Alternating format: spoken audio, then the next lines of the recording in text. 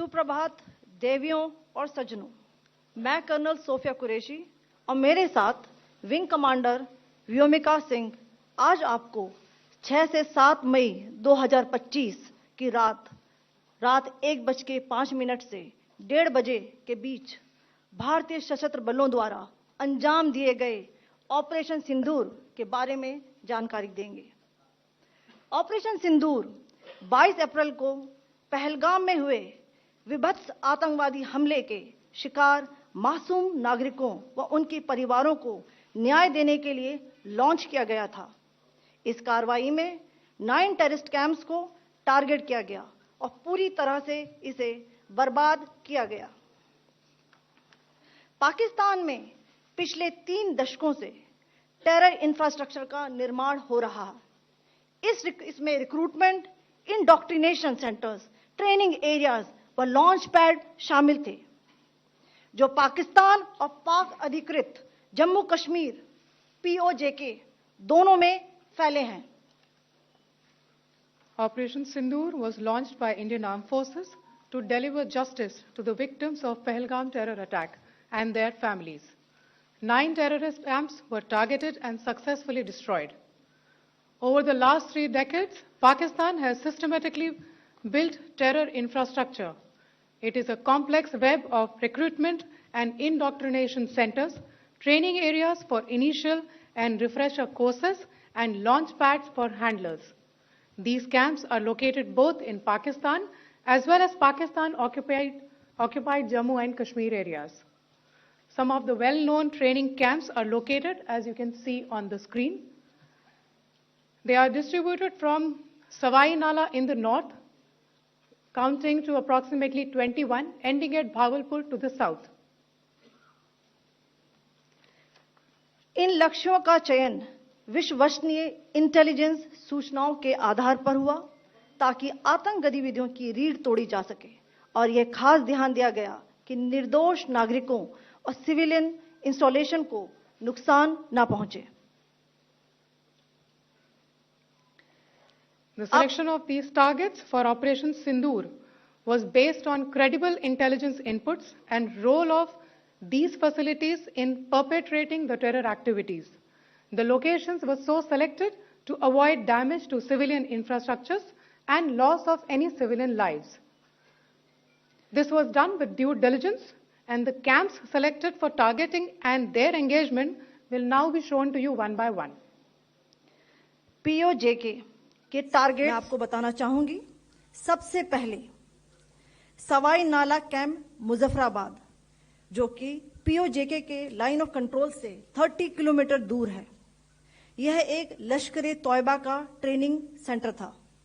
20 अक्टूबर 2024 सोनमर्ग, 24 अक्टूबर 24 गुलमर्ग, 22 अप्रैल 2025 पहलगाम, इन हमलों के आतंकियों ने यहीं से प्रशिक्षण लिया था।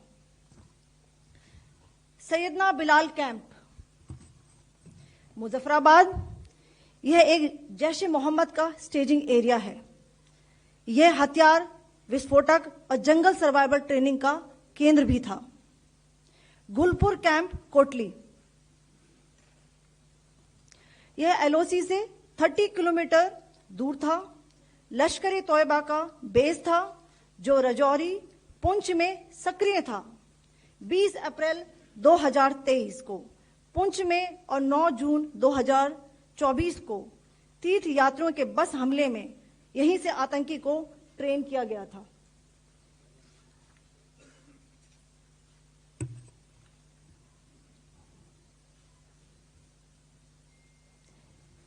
बरनाला कैंप बिंबर, यह LOC से 9 किलोमीटर दूर है।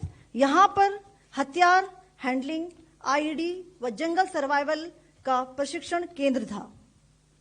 अब्बास कैंप कोटली,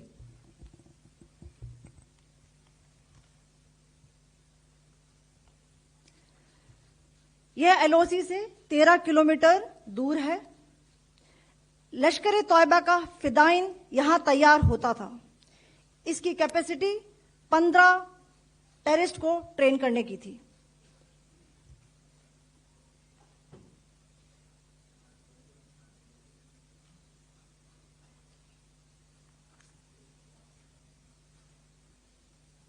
अब मैं पाकिस्तान के अंदर के टारगेट से अवगत कराना चाहूंगी। पहला, सर्जिकल कैंप सियालकोट। यह अंतर्राष्ट्रीय सीमा से 6 किलोमीटर की दूरी पर है, सांबा कठुआ के सामने।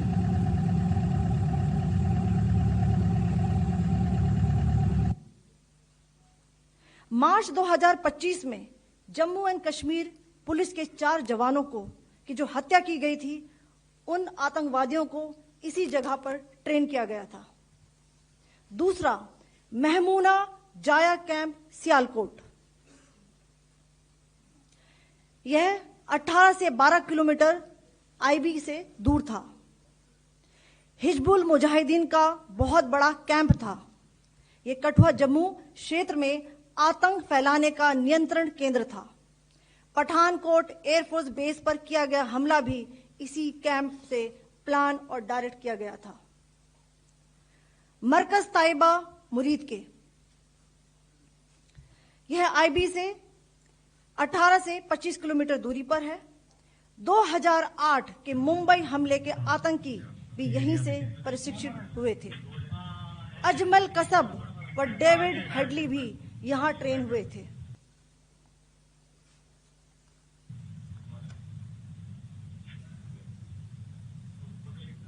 आगे दूसरा आया।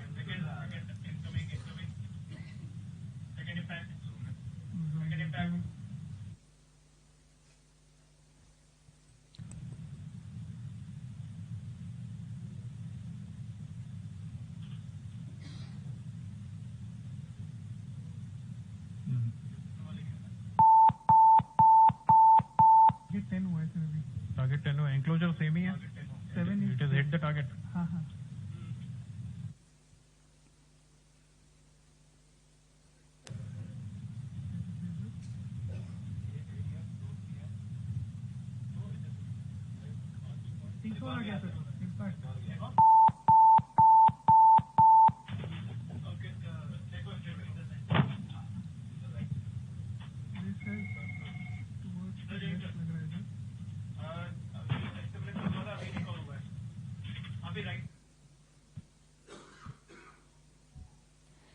मरकज सुभान अल्लाह भावलपुर, यह इंटरनेशनल बाउंड्री से 100 किलोमीटर दूर है।